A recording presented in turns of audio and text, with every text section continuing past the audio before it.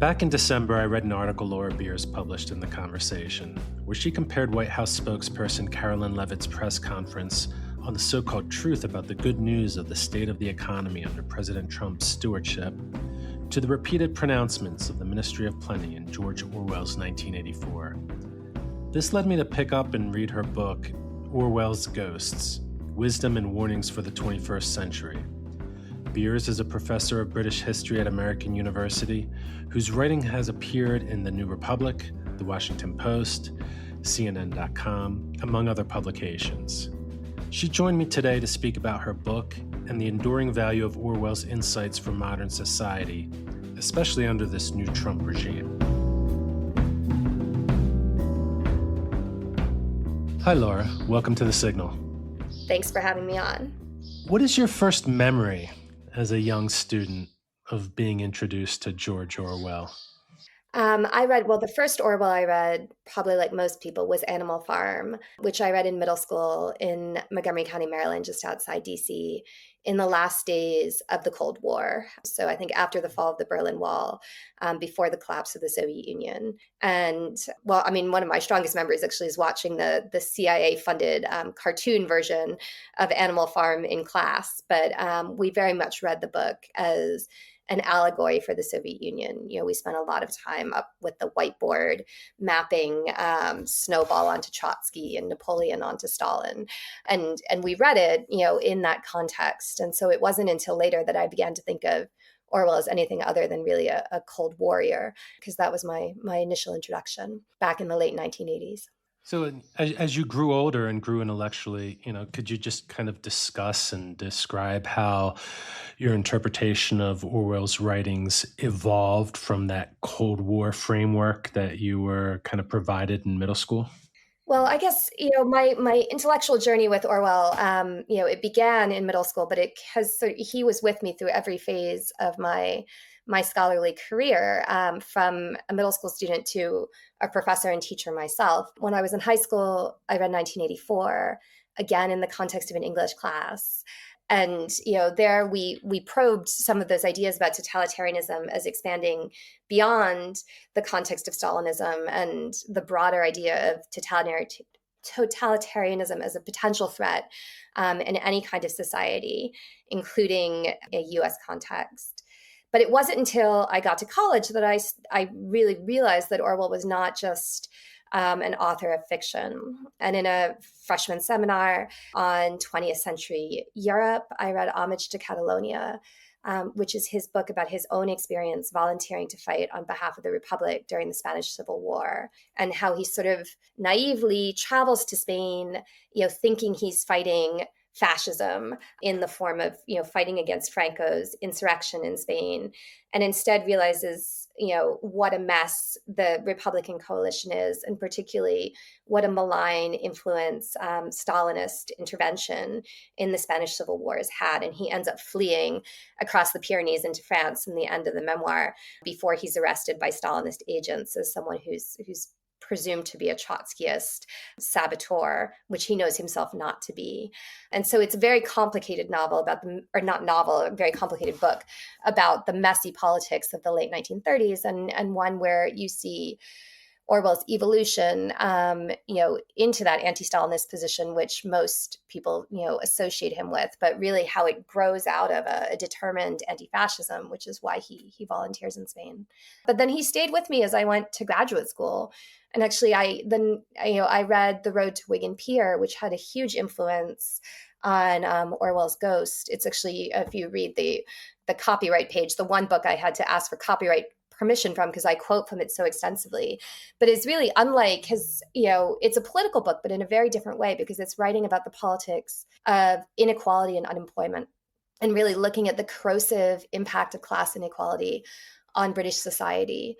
And it's also a very self-reflexive book where he looks at his own class privilege and the way that has, facilitated the life as a journalist, that an author that he's chosen to lead, and the way that other people don't have access to the same advantages that he had just as a position of his birth, in what he refers to as the lower upper middle class.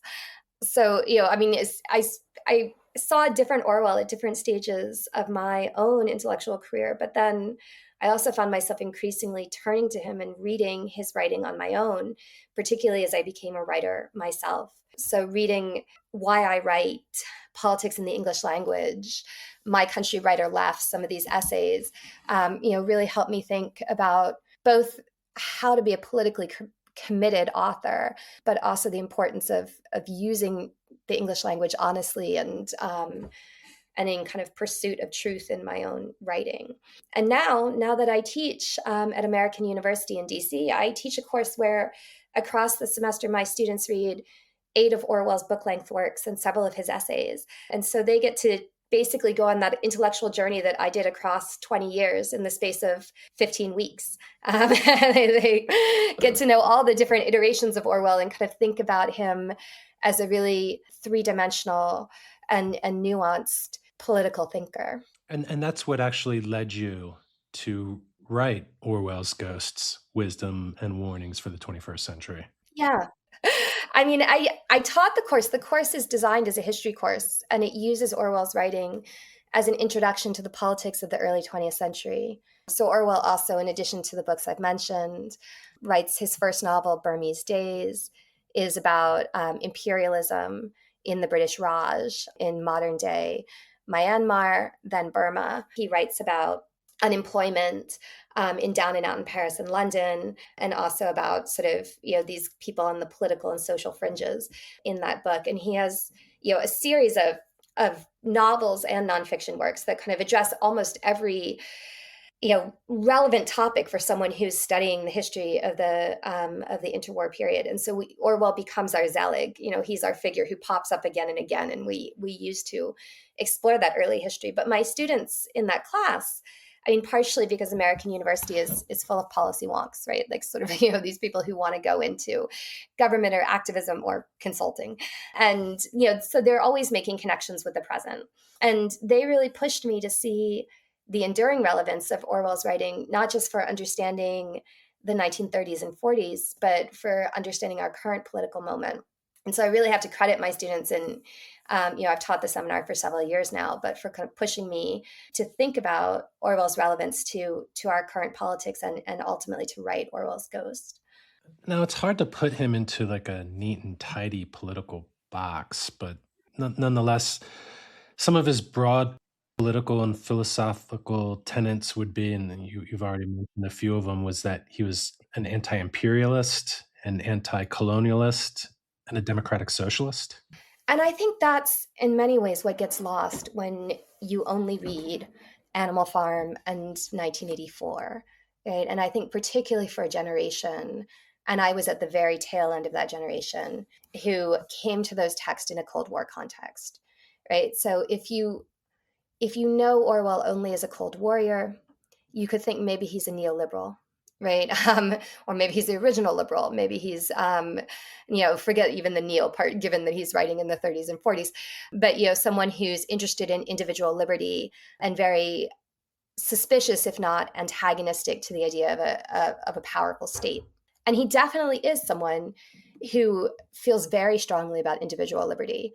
But that's the real tension within Orwell's writing, because he's also someone who believes that the state has the potential to wield, a valuable social influence, that it has the potential to help rectify class inequalities and kind of smooth out those differences between the rich and poor, which is really important for him, that good governance has the potential to correct some of the harms that have been done by empire over the previous 2 centuries. And he's very conscious of the harm that the British Empire has done in encouraging poverty and underdevelopment, particularly within the British Raj, but more broadly within the global South. That he's conscious of the ways in which the rule of law, the English hanging judge, as he jokingly refers to him, is a sort of fearsome figure, but one who is uncorruptible. He says, and there's a value in the rule of law that the English thinks is a real positive aspect of British society. And so he believes in the state. And it's for that reason that he calls himself a democratic socialist. And he's actively supportive of the Labour Party, though he thinks it's deeply flawed. During the 1940s, he's a supporter of Clement Attlee's Labour government that's formed in 1945. But he's also conscious of the tension inherent within that, right? That if you give the government power, there's the potential for that power to become corrupted. And I think the most valuable reading of 1984 is one that sees it as this warning, and hence this kind of, the subtitle wisdoms and warnings for the 21st century. It's a warning that's still relevant today, that, we need the state, but we need to very jealously guard our liberties, because absolute power corrupts absolutely, I think is, something he very much believes. And that if you're not looking out for democratic liberties, they're at risk. And that risk can come from either the left or the right. And I think, one of the reasons that the Big Brother's government in 1984 is called INGSOC, which is short for English socialism, is to make that point coming out of the Second World War and the defeat of fascism, that the threat of totalitarianism can come from the left or from the right. And it can come from internally as much as it, you can see and identify it abroad, and that you need to be vigilant about your own government. And I think in our current political moment as Americans, I mean, that's a very important lesson for people to take from Orwell. Given Orwell's politics, it's interesting, if not funny or absurd, the disparate figures that have tried to claim him as a comrade or a brother in arms. People like Josh Hawley and Donald Trump Jr. to Hillary Clinton to Russian diplomat Maria Zakharova, or even a corporation like Apple. Yeah, and I mean, people of a certain age will remember there's a famous, with the innovation of the personal computer, the original Apple IIe, an Apple advertisement in which they sort of show this woman who is in Technicolor busting through these kind of automatons, effectively worshiping the big brother of a kind of old school mainframe computer, and saying this is going to revolutionize society and it's going to empower the individual. And so there have been these corporate attempts to lay claim to the ideology of Orwell, as well as these political attempts. But I think in some ways the political ones are more worth thinking about today, though we can also talk about the surveillance technology and the role of technology in Orwell's writing. But I think the way he's been used by a right who see him as a defender of freedom, but really very narrowly a defender of a certain type of freedom, right? As a kind of freedom of speech that allows you to be anti-woke, that allows you to say things that are politically incorrect. And the notion that this is the freedom that Orwell is trying to defend. But I think, he's very clear in his writing about the political ends and political responsibility that comes with, being an author. And he writes about this in My Country, Right or Wrong. He writes about it in, Why I Write. And he says, basically, for the past decade, everything that I've written has been in furtherance of democratic socialism and against fascism. And so he thinks that people should have the liberty to say what they want. He's not someone who thinks you should be locking up either ICE protesters or, kind of Charlie Kirk right-wing pundits. But he believed in using language in furtherance of what he saw as political truth and political change in a progressive democratic framework. I mean, before we get into a little bit more about the, censorship versus free speech, truth versus falsehood kind of debates, given the political attempts to co-opt Orwell, maybe it would be good for you to define what maybe the term Orwellian means. And so I think Orwellian, as it's used, right, if you look it up in, the Oxford English Dictionary, has specific reference usually to 1984 and to the dystopia of 1984, right? And so it's about either political totalitarianism or about censorship, which is one of the signal features of Big Brother's tyranny in 1984. And so using Orwellian in that way, right, allows it to be used by the political right, to say, oh, the left and cancel culture or Orwellian. This is an attempt to shut down free discourse by not allowing people to say things that are politically incorrect. Or DEI is Orwellian because it's not allowing people, to make choices that are against, sort of woke ideology. And I think, and I concede, and, it would be wrong to say that this is not a common usage of Orwellian, but the book is really encouraging you to think beyond that and say, oh, well, what did Orwell as a writer and as a thinker himself believe? What were his values? If we use Orwellian in the way that we would use, Shakespearean or Keynesian, or, as a reference to someone's ideas more than as a dystopia that someone wrote about, what do Orwell's ideas look like? And how would maybe society be better if we, thought about them critically or sought to put them into practice? So you note that in 1984 that Orwell writes the essence of liberty is the freedom to say two plus two makes four. But on the flip side of that, would he defend the right to say two plus two equals five, or what maybe Kellyanne Conway would defend as an alternative fact?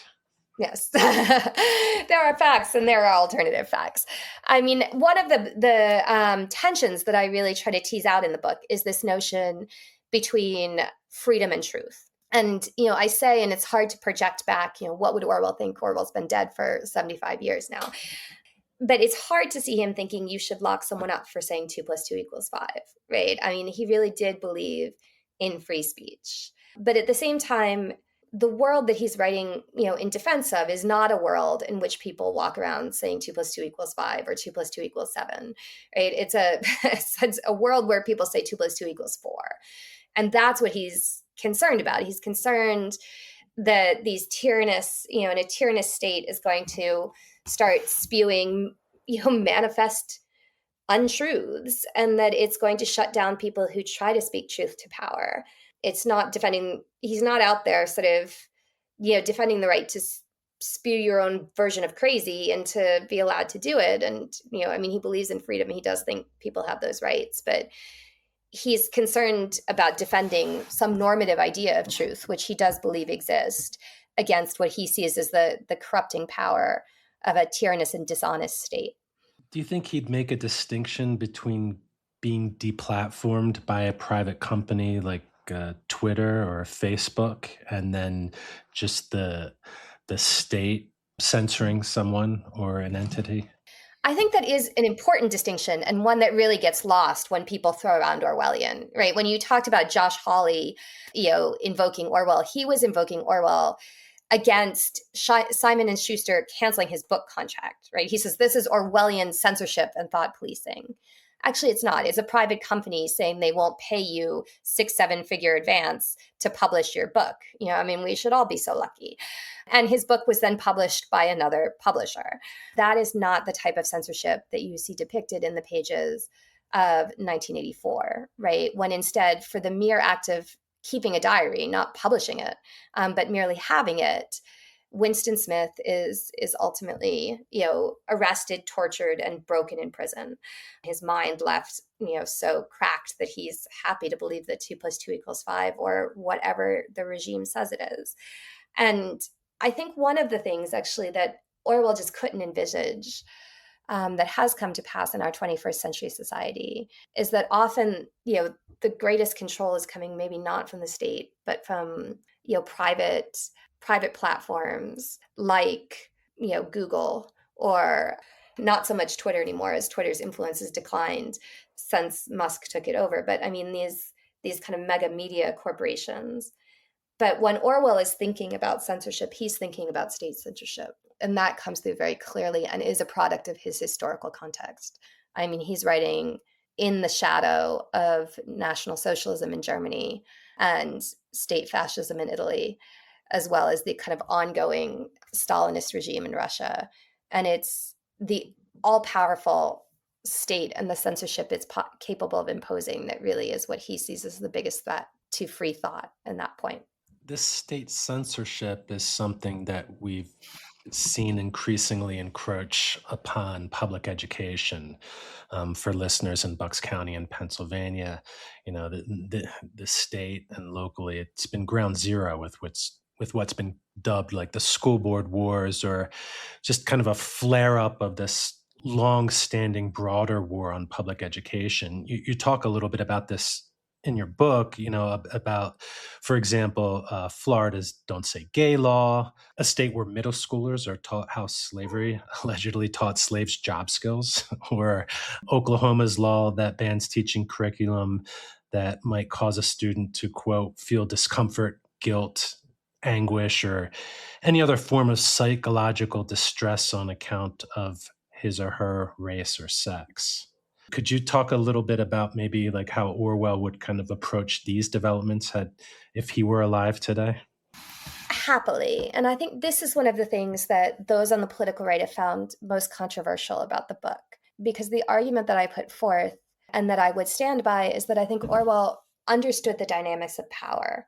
And this is one of the things that I think he came to keenly appreciate when he was serving in the Indian police service in Burma. And he came to see himself as someone who was an agent of the powerful, but who never went into a police station, he said, or a prison without feeling that he should be behind bars. And he said that it made him, go on in the rest of his life to always, be on the side of the oppressed, because he felt so guilty about his complicity as an oppressor in what he saw as an unjust regime. And I think in the context of these curriculum wars, and my own sons are in school in Montgomery County, Maryland, which has also been ground zero for these. I mean, the recent Supreme Court decision about whether or not parents could opt their students out of curriculum that was involved reading certain text about LGBTQ subject matter was Montgomery County was the plaintiff in that MCPS. But the question I think becomes who's the disenfranchised and what's the power dynamic look like, right? And I think in the MCPS case, you had these parents who were saying, we want to make sure that our children are not exposed to these LGBTQ ideologies at a young age, right? And the Supreme Court decided to protect their right not to expose children to those ideas. But in the case of Florida or other states that have these curriculums that don't want to, make people feel guilt because of their racial complicity in slavery and other oppressive regimes across the US's history, the balance of power still is very clearly on the side of white Americans, right? And I think kind of protecting a white American's right not to be made uncomfortable by studying aspects of history that might problematize a kind of narrative of a triumphal manifest destiny narrative is clearly not being on the side of the oppressed, right? And so it would be insane to pretend that Orwell was woke. He's someone who had, some real issues with misogyny, was not particularly, comfortable in any way with homosexuality, but he was someone who saw himself as on the side of the victim, on the side of the oppressed. And I think in that sense, he would be very uncomfortable with the way these curricular wars are shaping up in a way that protects those with the dominant power in society against exposure to other viewpoints or perspectives. Out of curiosity, was the Moms for Liberty active in Montgomery County, where your kids go to school? I'm not sure of that, actually. I'm not. I don't know which organizations it were that raised the objections to the MCPS curriculum. I'd have to go back and look at who has the standing in that Supreme Court case from last year. Are they the ones who are active in Bucks County right now? Yes, very much so. Although what we've seen over the last like 4 or 5 years is, after they kind of captured control of a few different school boards, they've completely flipped the other way. So, what was once a Moms for Liberty, super majorities in school districts like Central Bucks or Penridge in Bucks County, now they're 9-0, 9-1 Democrats. So I think, what we've seen is, when communities, educate and organize and mobilize against what I would say are kind of like fascist groups trying to seize control of public education, that you can effectively take that control and power back. But, as we're talking about this, we should also note that this kind of, state censorship and, war on history isn't unique to the United States. There's similar issues in the United Kingdom where you're talking to me from. What was it dubbed the history wars? Yeah, and really about a decade ago, when you still had the conservative government in power. And Michael Gove, who at various points has made unsuccessful bids for leadership of the Conservative Party, but was Minister of Education briefly in the 2010s and really kind of ignited this debate about the national curriculum.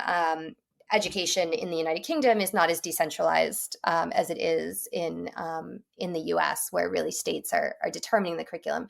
And so there was a whole fight over the national curriculum, which really was, again, about this idea of the kind of fragility of whether or not British school students should be made to question a kind of triumphalist narrative of the British Empire, and to look at people like John Clive, who's a great military hero in the British Raj in some narratives, and the kind of dark underside of some of what happened in terms of British colonial expansion in 18th century India. It in some ways emerged into a question about how fragile is this kind of sense of a certain idea of Britishness, if even education about the more uncomfortable parts of Britain's past is potentially enough to destabilize a faith in British identity.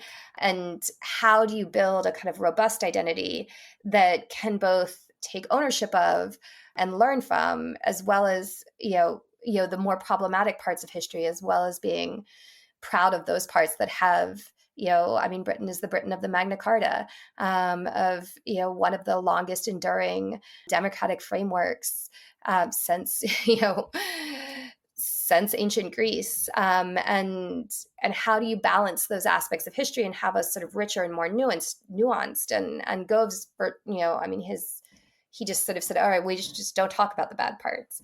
And I think that is problematic, but we're seeing that being played out, I think, across the US in state context today. And I think it's important to kind of highlight the fact that these types of totalitarian acts and behaviors that Orwell warned against are happening in democratic societies.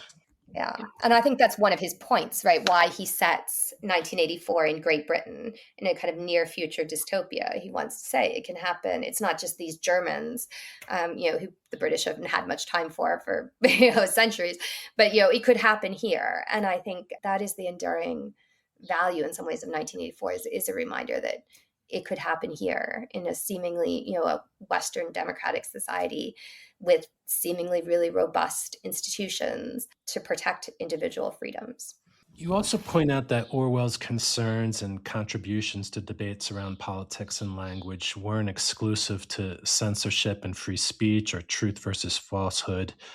You write that he was equally outspoken about the ways in which dishonest politics unconsciously but inevitably corrupts political discourse and language more broadly. Could you explain that a little more?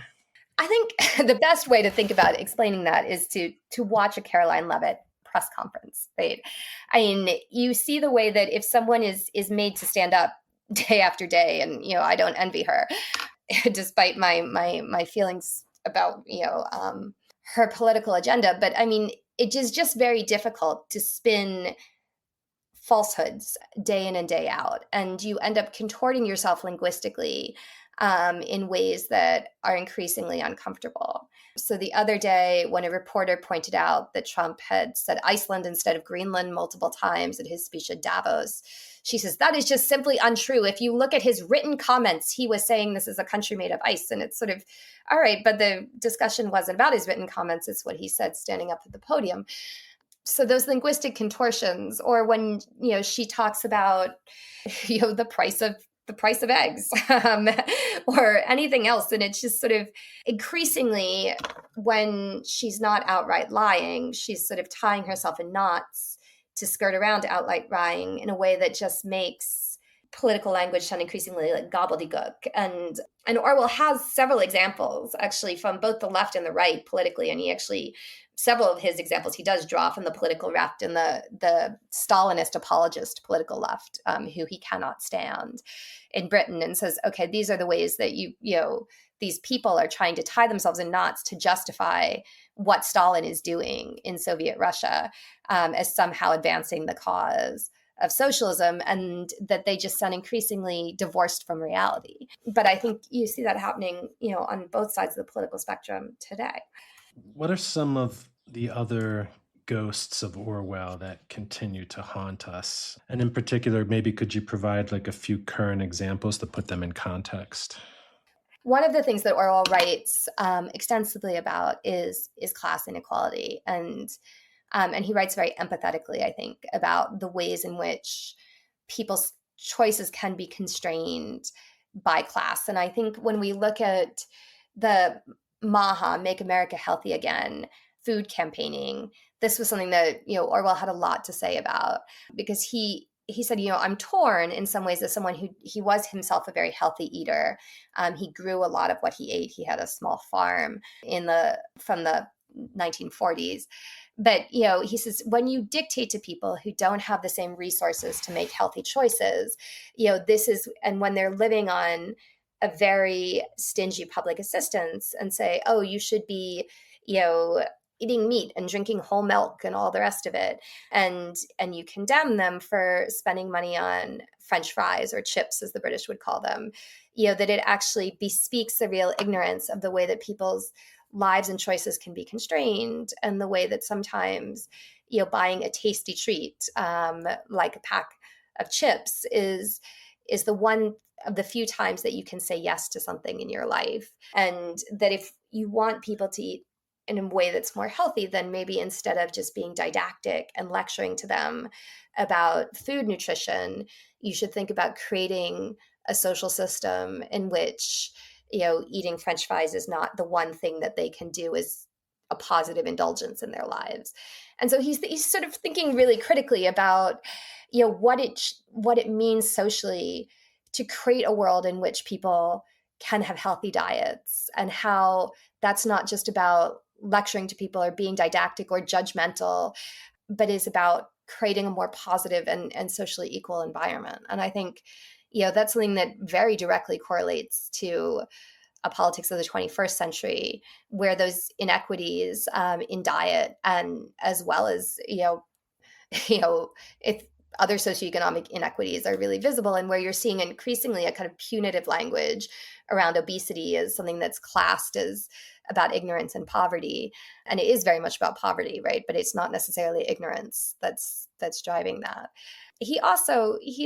I think that there's a lot that can be learned, or a lot profitably that we can get from reading Orwell on gender, because I think it's a place where he has some real blind spots. And I think one of the things that really, if you read him in the context of someone who saw himself as socially progressive and is on the side of a kind of social democratic change, and then you read the kind of casual misogyny that's written into a lot of his writing, both fiction and nonfiction, I think it is also useful in our current moment for thinking about where it is that a kind of feminist progressivism and a social democratic progressivism do and do not overlap. And I think the analogy, most people who are feminist see themselves as politically on the left, but not everyone who's politically on the left sees themselves as a feminist. That comes through very clearly in Orwell's writing in the 1940s. And I think it again holds true today, and really pushes us to think about why that is, right? Why is it that this broad church of a left progressivism contains many people who don't see themselves as allied with, a gender progressivism? And so I think there's a lot that, still holds real value in our 21st century moment to get from reading this author of the 30s and 40s, who was tackling problems that have stayed with us, a century later. How do you think we should reconcile these contradictions with figures like Orwell, or, I like Jack London. I loved his book, The Iron Heel, but he was also a racist, right? And I think for some, they reflexively will just dismiss it as being more of a reflection of the time they were living in. But I don't think that necessarily holds water, because there were anti-racists and feminists, at the same time that, these seemingly progressive people held these beliefs. And on the other end of the spectrum, like I feel like some people would just want to, maybe dismiss someone like Orwell or London, summarily, because of these, personal shortcomings. And Orwell also loved London, right? And some of Orwell's early kind of social investigative work, in which he kind of goes undercover slumming, clearly London is an inspiration for that. I don't think Orwell is really hung up at all on whether or not London is a racist, right? I think he does become more self-reflective on the degree to which his younger self was a racist as he grows older. But I guess my broader answer to that is sort of like my what I said earlier about these history wars, right? I mean, I don't think Orwell writes a great one of his most moving essays, I think, is called My Country, Right or Left. And it's really an explanation of his patriotism, despite all the critiques that he's had of Britain, British society, over the previous his conscious adult life. But he says, when it comes to it, I believe in Britain. I am patriotic. I think you can believe in Orwell and still recognize that he has a lot of problems, in the same way that Orwell believes in Britain but still recognizes he has a lot of problems. But the important thing is to recognize them, right? To look at him as a man in full and think, okay, what was really valuable and insightful about the way that this man approached the world, and also what was problematic about it. And if you are so insecure in your beliefs and things that in order to kind of validate your idea that someone has value, you have to say they can't have flaws, then kind of that's on you, right? But I think Orwell holds up to the idea that he is a flawed individual, and we can look at those flaws and we can own them and analyze them and take something from them. But that doesn't mean that we say, oh, he doesn't have value as a writer. And I think that's a place where I think cancel culture did for a while go too far, right? I think it's kind of foolish to say that Thomas Jefferson didn't contribute great things to American society because of his problematic sexual and racial, politics and personal actions. And there's an element of throwing out the baby with the bathwater that I think is unhelpful about some of cancel culture. And I think there is value in Orwell, despite the fact that he clearly has heels of clay. You mentioned that he was a patriot, or considered himself a patriot. How would Orwell differentiate between patriotism and nationalism? Orwell, actually, I think some of his best writing is actually on the idea of nationalism. And he's very clear on what he sees as the distinctions between patriotism and nationalism. And he writes in his 1945 essay, Notes on Nationalism, a nationalist is one who thinks solely or mainly in terms of a competitive prestige. He may be a positive or a negative nationalist. That is, he may use his mental energy either in boosting or in denigrating. But at any rate, his thoughts always turn on victories, defeats, triumphs, and humiliations. Sound like anyone we know? Nationalism is power hunger tempered by self-deception. Every nationalist is capable of the most flagrant dishonesty, but he's also, since he's conscious of serving something bigger than himself, unshakably certain of being in the right. And he talks about different types of nationalism, which aren't just about the nation state, but he also talks about communism as a form of nationalism, pacifism, political Catholicism, and Zionism, right? I mean, he sees it as just a commitment to being for your team at the expense of someone else. And that's where, for him, there's a clear distinction between nationalism and patriotism, right? You can be a patriot and believe in your country and don't believe that having your country's back means denigrating someone else, right? That there has to be a winner or a loser. And whereas nationalism is a zero-sum game, right? Patriotism is not a zero-sum game. And that is for him, I think, a real important distinction. So he says he owns to being an English patriot, but he doesn't see himself as a nationalist. Like nationalism, I feel like populism is another word with the definition that often gets muddled or misused and abused. On the surface, it would seem like Orwell is a populist, or maybe a progressive populist, but at the same time, there's warnings against right-wing populism. Could you differentiate between the two for us? Well, I think Orwell, I don't know that I would agree that he'd consider himself a populist, because he's very specific throughout his career. He refers to himself as a democratic socialist. And I think in that phraseology, democratic is as important as socialist, right? I mean, he believes in individual liberty and the individual right to articulate their politics through a support for a socialist state, right? But the voice of the individual never gets lost from that. And I think in populism, I mean, you can have populists who are articulating a kind of will of the people for a greater social good, but it's usually a leader who's the one giving voice, not the individual, right? And he is a strong believer in the voice of the individual, and that's why I think his emphasis on liberty, which really is a through line throughout all of his writing, is important not to let go of. And this is something that's often been championed more by the political right than the political left when they hold up Orwell. But I do think it is an important through line of his political thought that he does believe in the voice of the individual, and he's very wary of all powerful leaders, be they left, be they right, be they populist or more otherwise totalitarian. That kind of veto of individual liberty remains important to him. I really wish that Orwell was alive today because I feel like, with the Trump regime, he would have no shortage of things to write about and to critique day to day. But that being said, I think there's still a lot we can learn from his writings, which is, one of the main arguments of your book.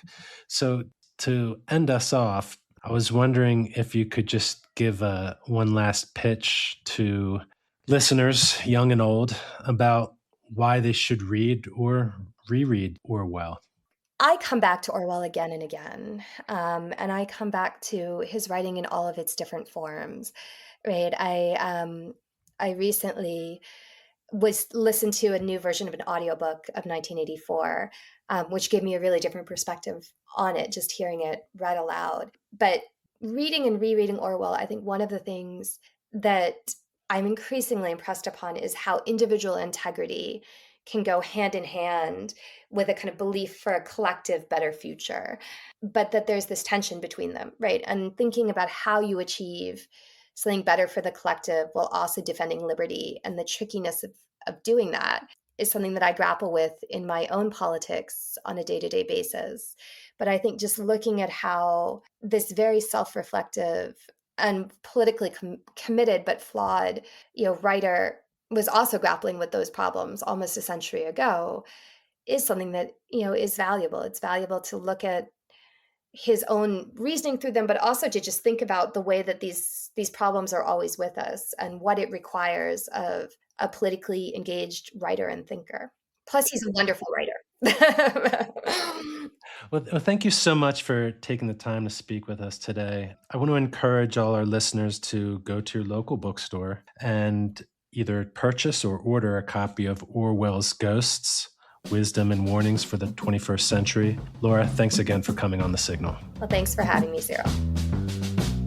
This has been The Signal, a podcast by the Bucks County Beacon. I'm Cyril Migaleko, editor-in-chief and host. For more progressive news, analysis, and opinion from Bucks County and beyond, go to www.buckscountybeacon.com.